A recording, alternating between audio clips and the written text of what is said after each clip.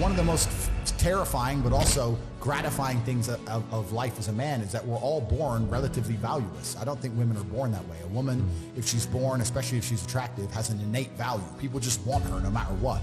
But as a man, if you're not an important man, nobody gives a fuck about it, and they're never going to care. So you have to build yourself from the ground up, and that's scary for a lot of people, but it's also a massive opportunity. You can decide if you want to be a famous musician or a nice sensitive poet or a painter or a kickboxing world champion or a businessman. You get to decide on all the different characters in the video game. You can choose, who do I want to be? And then if you actually try, you can become it. Isn't that amazing? You can wake up and go, you know what? I want to be this kind of guy. I knew who I wanted to be. I wanted to be the dude pulling up in the Lambo, 3 in, gets out. Everyone's like, who is this big, strong, rich dude? I wanted to be that man, so I became it. And if you don't want that, if you want to go be a musician and play guitar and get a bunch of chicks and chill in Bali and smoke weed, whatever, go, you can choose your character and build it. A lot of people don't have the ability to understand the compounding effect of doing the right thing time after time. Even if you start a new business and you don't know what to do. I guarantee if you're always on time, if you're a builder and you're always on time, take the basic shit. Just be on time. Yeah. Over time, you may think, oh, I was just on time, no one notices. Trust me, across 10 years, that's the difference between being a successful builder and not being a successful builder. Yeah. Stick to the absolute basics and do the right thing and know what you're supposed to do. And this is why I have so little sympathy for people who go, oh, I'm trying to make it and I can't, because I think they're lying to me and they're lying to themselves. But you know what's funny? What's funny is this. If you were to take somebody who says, I'm doing my best, I'm really trying, and you were to get an exact schedule of their last week and find all the times they've wasted time, you'd say, look, you've wasted time, wasted time, wasted time, wasted time. You know what's actually amazing? Most of those people are not even self-reflective enough to go, you're right, I'm not trying my best. You know what they'd say? Well, I have to rest sometimes. Well, I have to have a social life. Well, they'd be so arrogant because they're arrogant. I had to do my Facebook. Yeah. No matter, you'd even show them, here's where you fucked up. Well, you know, I have to, oh, you're crazy. And then they go back to being a loser. A lazy person thinks he's working too hard, and a successful person thinks he isn't working hard enough. And we're doing 20 times the work they are. And we're like, oh, I could have done more, could have done this. Oh, I missed that today, can't miss that again. Oh, I should have taken that call. I should have flown there. I should have. That's, you know, we have guilt about it. They don't give a solitary fuck. And even if you pointed it out to them, they'd sit there and go, oh yeah, and they'd make some excuse for it.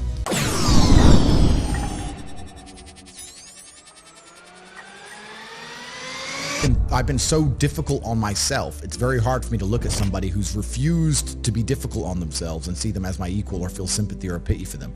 Why would I feel pity for somebody who took the easy route when I took the hardest possible route? Yeah. I took the hardest possible way to be the man I am, and you were too big of a and now you want me to feel sorry for you? I don't feel sorry for you. Yeah. I don't feel sorry for these people. And because as a man, you can be anything you decide you want to be.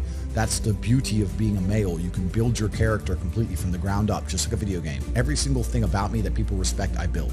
I was not born a world champion kickboxer. I was not born this intelligent or intellectual. I was not born this rich. I was not born this strong. I was not born this confident. I was not born this interesting. I was not born this charismatic and humble and gorgeous and tall and strong and sexy. I was not born none of these things. I became these things myself, so I deserve all the spoils of war. And anybody who decides they don't want to work hard enough to become those things, then they deserve to sit and accept they're my inferior. Yeah. That's their problem. I couldn't sleep when I was broke. And this is what we're talking about, the being uncomfortable and how it can motivate you. When I didn't have enough money to buy whatever I wanted, I couldn't fall asleep at night because I understood there are people out there that did, and I didn't see them as better than me. And I thought, why are these people who I don't see as my superior living an experience that I can't live? And it bothered me to the point where I could not sleep. So yeah, that was real. When you talk about suffering mentally, I don't really consider that suffering. I have had a very painful life. I still think to a degree I do, but that's self-inflicted. But I can't imagine living any other way. I can't imagine living in this idea, this utopian, every day, just, you know, girls, drink, hedonism. I don't want that. Yeah, it's degenerate. I think the only thing you can do that's not degenerate is usually be fighting a battle or solving a problem. Good. Yeah, growth. Yeah, so you need to either fight a battle or solve a problem to avoid degeneracy, which means I'm constantly looking for them. I'm currently one of the largest battles a man can possibly take on. I'm taking on the Matrix, the most powerful people on the planet. Right, yeah. So, yeah, is my life difficult? Yeah.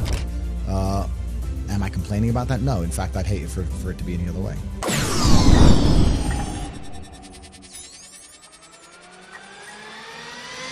Anybody can be as rich as they want to be. That's the true thing about it. Then we talk about the 3 things that hold people back.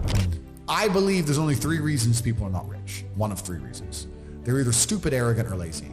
Stupid is actually the smallest category. People think, oh, you know, there's a lot of stupid people. There are, but I know a lot of stupid people with a lot of money, right? There's so much money in the world. To be too stupid to generate money, I think is less than 5% of the population who are genuinely too dumb to ever make a good wage. Then you have arrogant and lazy, and these are the two most common. Lazy because people just, oh, you know, but I need time to myself. Oh, you know, but it's the evening. Or, you know, it's hyper competitive. There are people who do not need times to themselves. If you're going to be lazy in any regard, you have to understand there are people like me who are billionaires who work 18 hours a day. When I finish this, I get into my car and I open my laptop and I work on my way to my next appointment. And then I'm going to work all night till the day I go. When I go to sleep, I close my laptop and I'm asleep a minute later. I work. That's all I do. Lazy is a big problem because people go, oh, but I just want to relax. If you just want to relax, that's fine. But you're competing against people who just don't want to relax and you're going to lose. The main reason people are not rich is because they are arrogant. 50% of people are brutally arrogant. And I'll give you an example. I have a school where I teach people how to make money online. I sit here as a billionaire and I sit and say, I will teach you how to make money online. Anybody, 18 Modern Wealth Creation Method. And people will sit there in their brutal arrogance and as a brokey with no money and go, yeah, but can he really teach me? I have everything you've ever fucking dreamed of. And I have all the money. You have nothing, and you're so arrogant that you believe you know more than me, or that you can do it without me, or that I don't know how to teach you. The arrogance of people is truly mind-bending. If you know so much, why are you broke? You obviously don't know. If I want to learn how to box, I wouldn't walk into a boxing gym, find a guy who can box and go, yeah, you know, not bad, but can he really punch? Like, this is how people think when it comes to money. Most people are brutally arrogant. And you can sit there and you can try and help them, and they're just so arrogant. They think, oh, I can do it myself, or I'll work it out myself. I don't need help. And it's arrogance, and it keeps them at the bottom. Everything great that's happened to me in my life, someone taught me. I had a kickboxing coach. My dad was my chess coach. You get taught things. To sit there and think you're too good to learn. Well, this is the problem. Most people are broke. Most people are broke because they're arrogant, bro. It's the truth. It's nothing to do with how stupid they are. They're just arrogant people.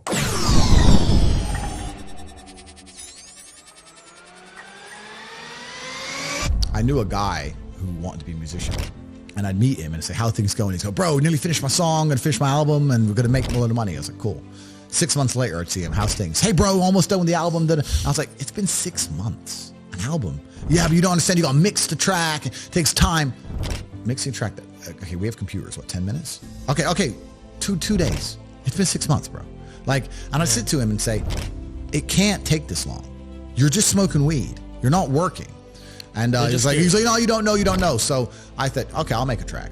So I made a song. I wrote some lyrics and hit a guy up, got a beat, got a mic. I know I'm not talented. Yeah. Talked, blah, blah, blah. I made a song in 2.5 hours. And I started releasing these songs I made in 2 hours. And it was just to spite that guy. Just to teach him a lesson about how speed works. It's funny because, obviously not because of my musical talents, but because of my influence everywhere else.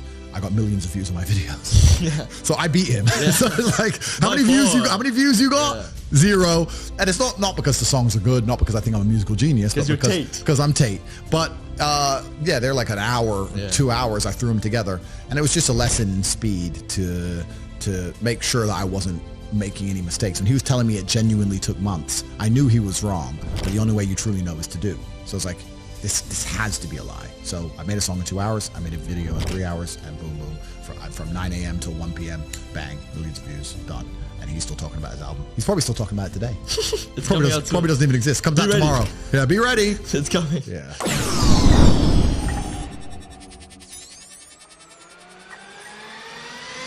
And have always been competing with each other. Even now, right now, we compete with each other. I don't buy Ferraris to drive fast. I do sometimes, but if I'm in London traffic, it's not to go quick. No. It's to show everyone else I'm richer than them. That's what it is. It's a never-ending competition. I don't wear a big diamond Patek with fucking $500,000 to tell the time. I tell the time on my phone. I do it because I'm loaded. And this is actually what's interesting about the world, because the world's changed. Men used to go to war and fight each other in physical combat, and now we don't because we're more civilized in some regards. Violence is still the bottom line of society, but we try and avoid it. Men are constantly doing combat by showing each other how we can move forward with money. We're constantly in combat because of our status. 99% of what men do is for status. We want to be in good shape for status. We want the fast car for status. We want the nice house for status. We want the diamond watch. We want the hot girl. This is all for our status. Look at me. I'm the big dog. This is how we compete with each other. If you're going to be a dude who pretends that's not true, or be a dude who doesn't want to compete, your life's going to fucking suck. Humans have always done this. It's just like, no, I'm the boss. No, I'm the boss. Okay, then let's find out who's the boss. And now we live in a world where I think that status is the new form of combat, and the true expression of testosterone is showing you can move the world with money. This is why I do a lot of the things I do. When I show up to a hotel and every single member of staff panics and they're all standing there waiting only for me, and no one else is allowed to walk in, and all my cars are out front, and Mr. Tate, that's war. That's winning. That's what it is. That's the game. And I don't have time to even accept the idea of a reality where I can't create that for myself.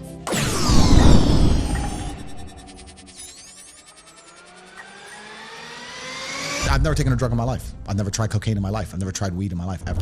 Wow. I drink a lot of coffee. I smoke cigars, bit of vodka, but I've never tried a narcotic in my life. Wow. So God has given me an endless source of power.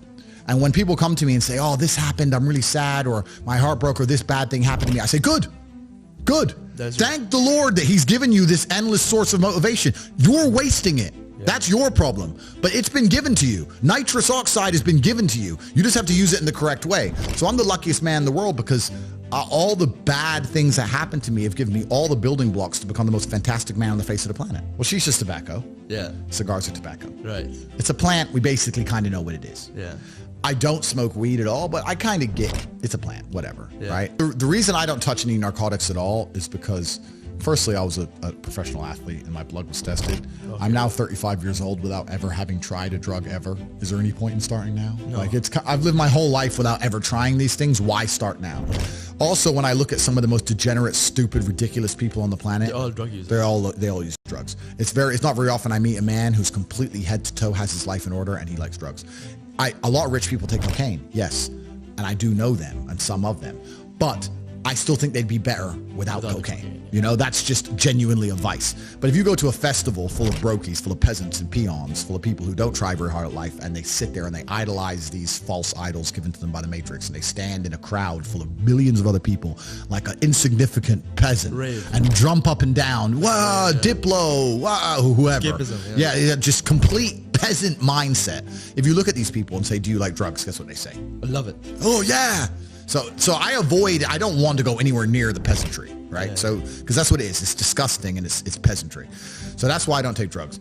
And the reason I don't like vape is because I don't think that vape is even remotely natural. Because a tobacco is a plant, okay, cool. But if you manage to put chemicals inside of a little container that tastes like blueberry ice, what even is blueberry ice? Yeah. It's not even a flavor. It's just words. Yeah. And then you taste it and you go, that does taste like blueberry ice. Yeah. And they made it. How did they pull that off? Yeah. I can't believe it's possibly good for me. Add in the price that it cost. Add in the fact that it costs $1 and comes deep from the heart of China. Like you think they give a shit about the West just puffing away on this petrochemical? They don't care. They're happy. Yeah. So if you're gonna smoke, at least smoke something. You know, it was grown. Yeah. Well, the reason I smoke is not because I'm addicted, because I have an iron mind and I can blink and cure my brain and stop smoking completely. In fact, there's certain places I go to in the world where I don't smoke for months at a time. I'm not addicted to anything. The reason I smoke is because nicotine is good for your testosterone level. Okay. That's the reason I smoke. I smoke because I like the drug of nicotine, because nicotine is actually positive. The reason I drink coffee is not because I'm addicted, because caffeine is a miracle drug. Yeah. Caffeine it's good for your heart. Caffeine's a miracle. Yeah. I drink endless coffee, and of course the Matrix will come along and say too much coffee is bad for you, too much meat's bad for you. They say anything to make you weak and stupid. Yeah. Caffeine, people don't understand that coffee changed the world. Before coffee and caffeine, we were we were living our lives in rhythm with the sun. We got up when the sun came up, we went down when the sun came down. We couldn't go against that. We didn't go against it very much. With the Industrial Revolution and caffeine, the introduction of caffeine, we now had night shifts, we now had double shifts. Think about this. If a job introduces a coffee break, if a company says, stop working and drink this coffee, that's because the coffee you have is worth the time they let you not work, because you make up for it plus some. That's how powerful it is. And what's actually interesting about me is when I think back, my entire reality is caffeinated. I haven't been awake without caffeine in years. Yeah. I drink coffee every single day. So I thought about this and I thought, maybe life's better without caffeine. So I took a week off of coffee. Yeah. And there was zero advantage. I didn't sleep any better. Yeah. I felt pissed off. I didn't feel like I could focus as well. I was more tired, but I couldn't sleep any better. It was weird. I was just like, this isn't me. Now, obviously, I'm still a hyper-competitive individual. I still went to the gym. I still did my work. I'm still the top G. But I didn't feel as good. No benefits. There was no benefits. Yeah. So after a week, I had a cup of coffee, and it was like, the miracle is back. It's develop a coffee addiction. It's fantastic. There's nothing bad about caffeine. I have 10 to 15 coffees a day every single day, and I will do to the day I die. And so just to finish off for my vices, coffee's not a vice. I want the caffeine. Smoking's not a vice. I want the nicotine. These are drugs that I believe are genuinely good for me.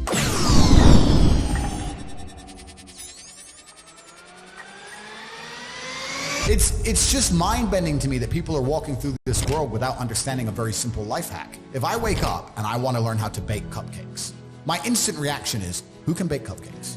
Let me go talk to the person who can bake cupcakes. It's easy, really, isn't it? It's easy. It can be pretty simple. It's a shortcut, isn't it? It's a shortcut. So I want to make money. Well, who makes a bunch of money and who's telling people how to make money? Well, let me go listen to them. Let me get closer to them.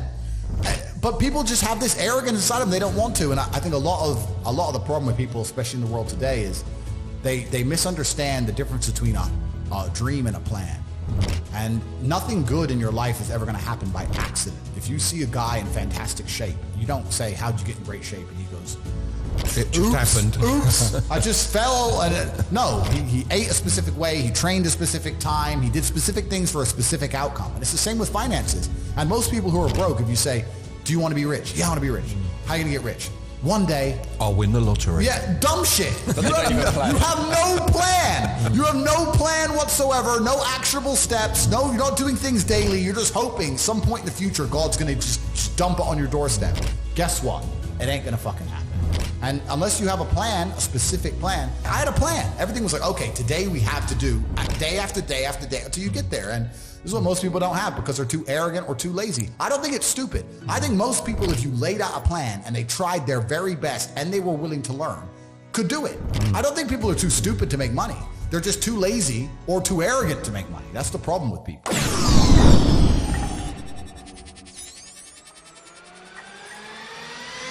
I wake up, I check my phone. I go through my phone for about half an hour.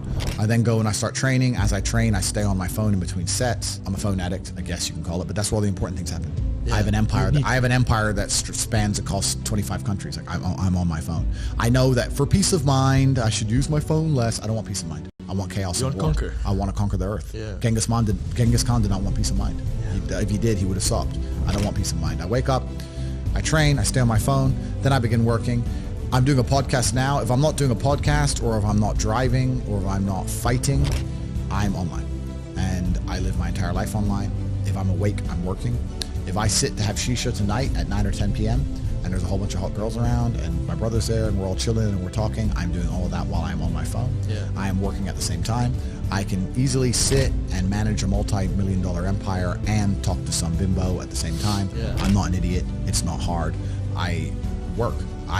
All I do is work. All I do is work. I don't know how else to say it to you. People meet me and they're like, I'm surprised. I thought you'd be like this. I'm surprised how quiet you are and you're just working. Correct. I have a very, very large and vast empire across huge swaths of the world and different industries. And anything I've ever wanted, if I want a beautiful female or a Bugatti, another one, or $100 million or whatever, I'm going to get it via my phone. Yeah. So I work. That's who I am. It's what I do. In fact, the video just released on YouTube, and it was from here in Dubai. It's 12 minutes long, and it was behind the scenes of Tate. And it's a camera guy. Yeah. Dubai, Tate in Dubai. Yeah, and there's one of the comments on there is, "Wow, Andrew's always on his phone." If I'm awake, I work. From the second I'm awake, first thing I do is check my phone. The last thing I do before I close my eyes, I'm on my phone. I am working. I probably sleep 4 to 5 hours a night. I don't necessarily recommend that. I know some people need more. It's actually interesting. I sleep like 4 to 5 hours a night, maybe average, for like a week and a half, 2 weeks, and then I'll get to a point where I just need to sleep for like 15 hours. Wow. And I'll sleep a bunch, and then I'm back. You catch up, yeah. And then I'll go to bed at 3, I'm back up at 8, go to bed at 4, up at 8, and then, but after a few weeks, I'm like, okay, I need like a day where I sleep. And I put my phone in airplane mode so that people, when they're messaging me, they know I'm not getting it. Because if they're coming through and I'm not replying, people panic. That's how much I'm on my phone. I'm on my phone so much that if messages are being delivered and I don't reply within 10 minutes, people start panicking. is he okay? Have they got him? Have they got him yet? You know, because there's people trying to get me. So I have to put airplane mode, which doesn't really fix it, because I guess if they do get me, it might be the day my phone gets busted. I don't know, but it's kind of a thing I do for the people who care about me. But yeah, I work. That's why no one's ever going to beat me. There's a whole bunch of other people and like gurus and self-help coaches and these people online. None of them have been through the things I've been through. Most of them are still kids. Like I don't even know how old you are, and I state I'm this. 20. Okay, 20, perfect. So I state this with absolute respect. You don't know shit about life till you're 30. You just don't. You haven't lived enough. Yeah. You can be smart, but you can't be wise. Yeah. Anybody who's taking advice from a 25-year-old on the internet, you're a dummy. Because at 25, I was stupid. That's why I'm not giving advice. I'm interviewing you. Correct. But at 25, I was dumb. And I'm the smartest man on the planet. So like, if you're sitting here and you're watching some guy's videos and just Google his age, don't listen to none of these people, right? They can have opinions. They can be entertaining. They can interview others. Yeah. They can give their insights. But also keep in mind, they are still young, right? As a man, it takes a long time. You have to go through a bunch of crap to learn things. Pain. So nobody can outwork me. Nobody can outcompete me. Nobody has a network like mine. And we're talking about me doing 17 hours a day. I have thousands of people on my work schedule. Like I have 100 people who work for me directly. I have thousands of people inside the war room and 170,000 people inside of HU who, if I were to send them a message, would do it. People I know, how do you conquer the algorithm? How do you do this? How do you do that? The number of hours of work which is done per day in the name of Tate is immeasurable. It's incalculable. It's 5,000 people. Well, let's do the math. 5,000 very competent men doing 17-hour days in the name of Tate. No one's ever going to beat me. The internet is mine. I own it. You go on TikTok for 10 seconds, it's me. It's Tate Talk. It's the same with Instagram Reels. It's all mine. There's no competition. Nobody, doesn't matter how big your ad spend is, doesn't matter what marketing agency you go to, you will always lose to me for eternity. Until the day they finally put a bullet in my head, I own the world. And I will continue to own the world. All of it is mine. And anyone who thinks I get to the top and slow down is a fool, because I do the absolute opposite. I will crush all of my competition for head to toe. There isn't even any competition. There's nobody on my level. And I'm still outworking all of them.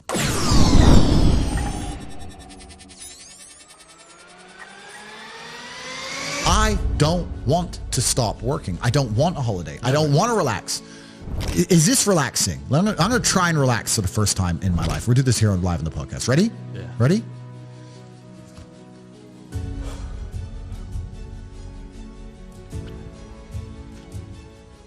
Am I supposed to want to do that?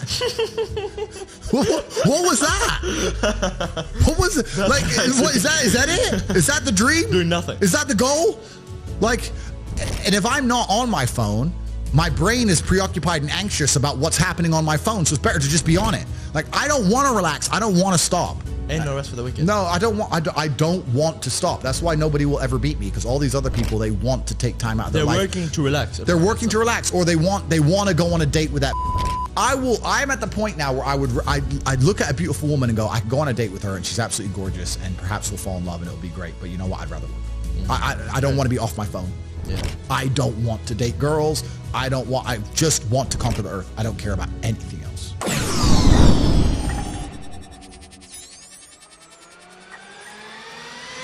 Do you believe in clinical depression? Let's have that conversation. Sure, let's have it. Yeah, no, I do not believe in clinical depression, and you're never going to, I'd love for you to try and convince me it's real. It'll be quite interesting. Do you think it's an invention of the US pharmaceutical industry to sell you pills? Well, I think that's certainly part of it. I think that's part of it, but I've had this conversation with a bunch of people, and my basic premise is that I refuse to believe in things that take power away from me.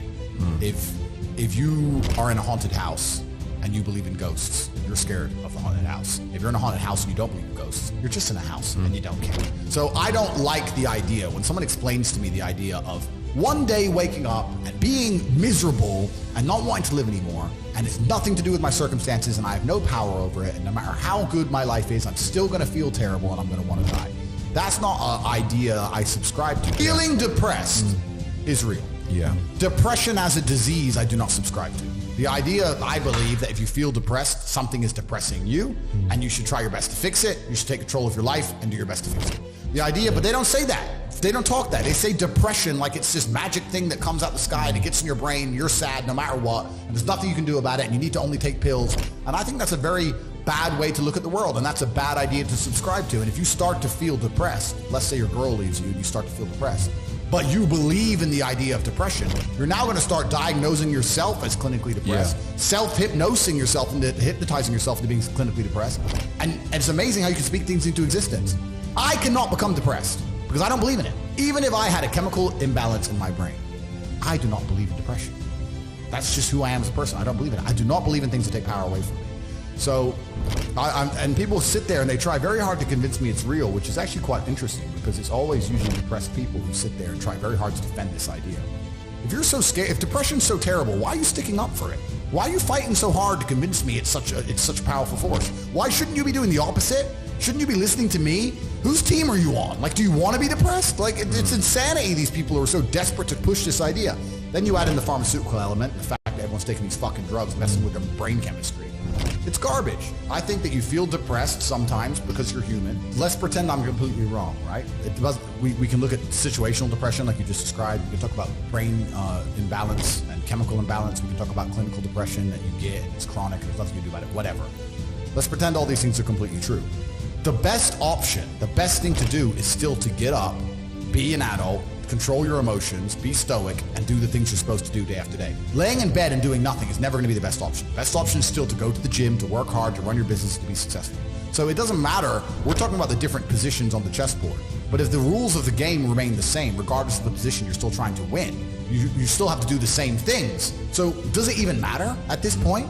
If you come along and say he's depressed because of X and he's depressed because of Y and he's depressed because of Z, and the answer to all of them is still the same thing, then I don't give a fuck why you're depressed. All I know, what I will say as a matter of fact, is this world is hyper-competitive, especially as a man. Most men are walking through life and they don't realize that it's constant competition. I was driving here, even as I was driving here, I was looking out the window, and all these people just walking around. One of them had a fucking croissant. One of them was dressed like a dickhead because it's London. He fucking looks cool. This is a fucking moron. We've all seen them. Yeah, moron. Some of the dude just talking shit on the phone. Some other guy with headphones in, waiting to be fucking murdered, wouldn't even hear it coming. And all these NPCs, I'm just looking at them going, do they realize they're in endless, constant competition? There are people like me out here. I will destroy, you could get all 30 of them in a room and I will sit by myself and absolutely annihilate them in any single metric. And they're just sitting there just fucking floundering and wandering through life unaware of how competitive the world is. If the world is truly that competitive, you do not have time to be depressed because it's a non-competitive mind state. You could be depressed for X, Y, Z, whatever. I'm not depressed. And I want the money you want, and I want the girl you want, and I want the status you want, and the car you want, and the house you want. And I'm gonna get it, and you're fucking not.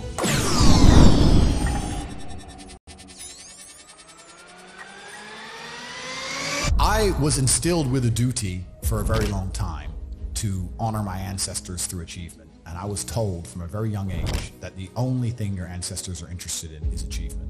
Even to this day, when I do podcasts, people repeatedly talk about my father. If I wasn't successful, he wouldn't be spoken about anymore. He died 9 years ago, and he was a good chess player, but no one's really that interested in chess. The reason he lives on is because I'm so monumentally successful that people are interested in my origin story, and he is mentioned.